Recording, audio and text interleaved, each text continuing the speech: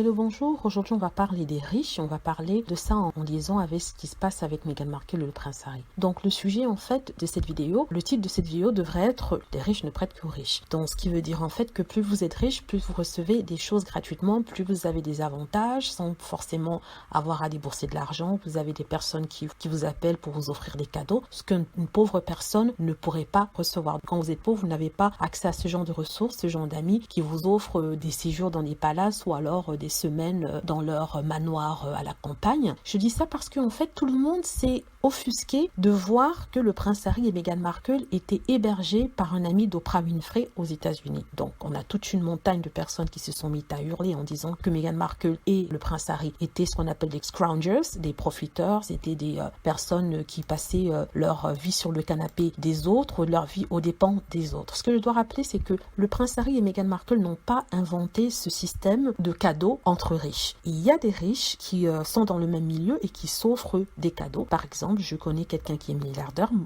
moi aussi, je suis pas aussi riche qu'eux, ou alors j'ai une certaine renommée. Je peux leur dire un jour, si vous voulez passer un week-end quelque part, n'hésitez pas à venir dans la maison de la campagne, elle est à vous. Ou alors, si un ami d'une amie me dit qu'un de ses amis a besoin d'un appartement à New York pour une semaine, puisque je connais cet ami-là et que je sais très bien qu'on aura forcément des relations ensemble, que ce soit économique ou personnel, je lui prêterai ma maison. Ce sont des choses qui arrivent, et ce dans tous les milieux. Même dans les milieux pauvres, par exemple, si vous connaissez quelqu'un qui a une voiture, qui peut vous la prêter parce que vous avez une certaine relation, cette personne va vous la prêter pour un week-end en vous disant fais attention, mais rapporte-la moi. C'est comme ça. Donc, si Meghan et le prince Harry restent chez Tyler Perry, qui est l'ami de Oprah Winfrey, c'est parce que, voilà, Oprah a demandé à Tyler Perry de leur prêter gentiment sa maison ou son palace de 8 chambres à Beverly Hills. Il n'y a pas besoin de faire tout un drame à côté de ça parce que ce serait de l'hypocrisie, parce qu'on sait très bien que les présidents, les riches de ce pays leur prêtent souvent leur yacht ou leur maison pour les vacances. Comme par exemple Nicolas Sarkozy, qui après avoir été élu